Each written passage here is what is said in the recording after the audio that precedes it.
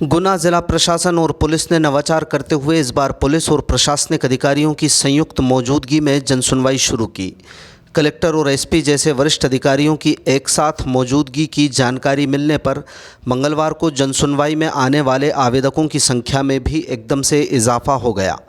आम सप्ताह की तुलना में इस बार आवेदकों का हुजूम इतना ज़्यादा था कि उन्हें नियंत्रित करने में सुरक्षाकर्मी और कलेक्ट्रेट के कर्मचारियों को भी भारी मशक्क़त का सामना करना पड़ा।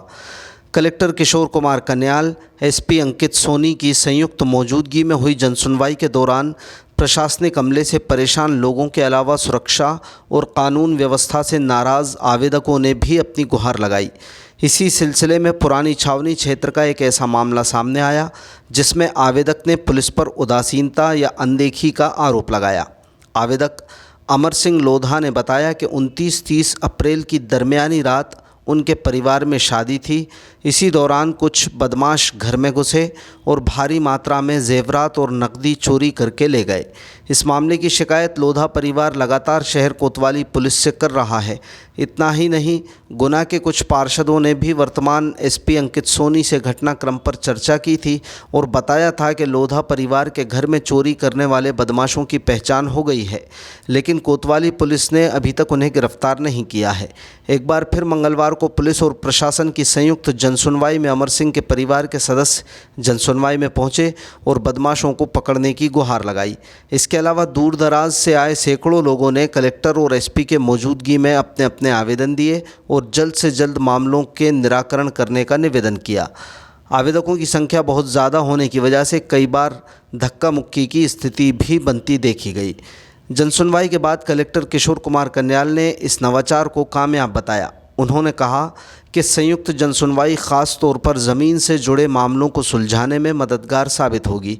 इसके लिए मोबाइल कोर्ट लगाकर भी प्रयास किया जा रहा है। दरअसल राजस्व विभाग से जुड़े मामलों में कई बार प्रशासन को पुलिस की मदद की ज़रूरत होती है। जनसुनवाई में ऐसे कई प्रकरण आए जिनका प्रशासन और पुलिस ने मिलकर निराकरण करेगा। मेरा नाम प्रसेनजीत सिंह लोधा है।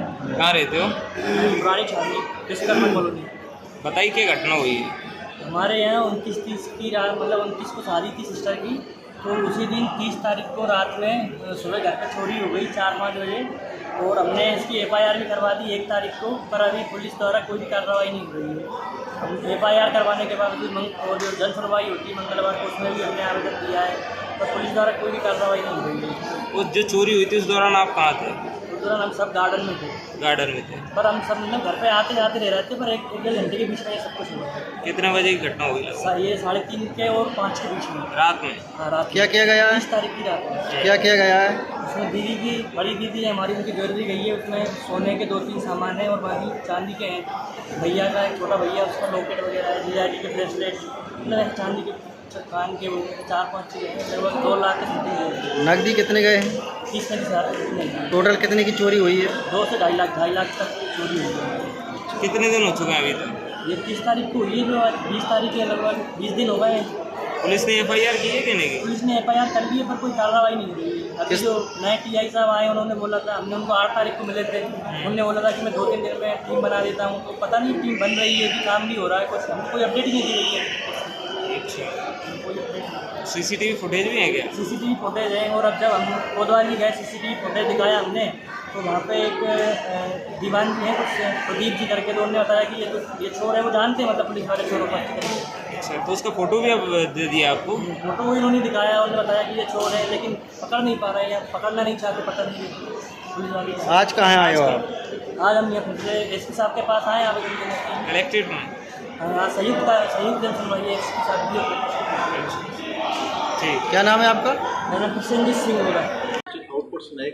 हाँ, देखिए आज की जनसुनवाई में मेरे ख्याल से सबसे ज़्यादा केसेस आए, क्योंकि प्रशासन और पुलिस हम दोनों ने तय किया था एसपी साहब ने कि हम लोग संयुक्त जनसुनवाई करेंगे, क्योंकि बहुत बार मैं जब जनसुनवाई करता था मेरे पास ऐसे केसेस जाते थे जिसपे पुलिस से रिलेटेड मैटर था, उनके पास भी बहुत से केसेस ऐसे आते थे जिसपे ज़मीन से रिलेटेड मैटर होता था, लेकिन लड़ाई झगड़े की चांसेस रहते थे।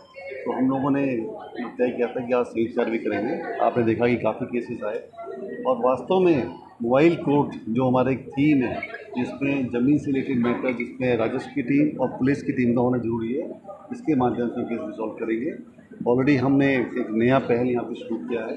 अभी तक 50 के आसपास केसेस रिजॉल्व हो चुके हैं, बट मुझे लगता है कि इसके माध्यम से ज़्यादा से ज़्यादा केस में आगे हो सकता है, क्योंकि इसमें हमारी टीम मौके पर जाएगी। हमारे SDM, SDP या तहसीलदार, थाना प्रभारी या उसके नीचे की टीम मौके पर जाएगी, दोनों पक्षों को सुनेंगी, वहाँ के जिस भी क्षेत्र का इशू है वहाँ के प्रॉब्लम लोगों को बुलाती है, तो वहीं पे फैक्ट्स पता चल जाता है। क्योंकि जब हम सामूहिक रूप से सब चर्चाएं करते हैं तो हमने देखा होगा 99% केसेस में सच्चाई पता चल जाती है, तो वहीं पे कब्जा दिला दिया जाता है। और यदि आज मैंने ये भी बोला है कि यदि कोई व्यक्ति उसके बाद भी कब्जा न दे तो उसके खिलाफ पुलिस कार्रवाई भी होनी चाहिए। हम लोग बीच बीच में ऐसी कार्रवाई करते हैं।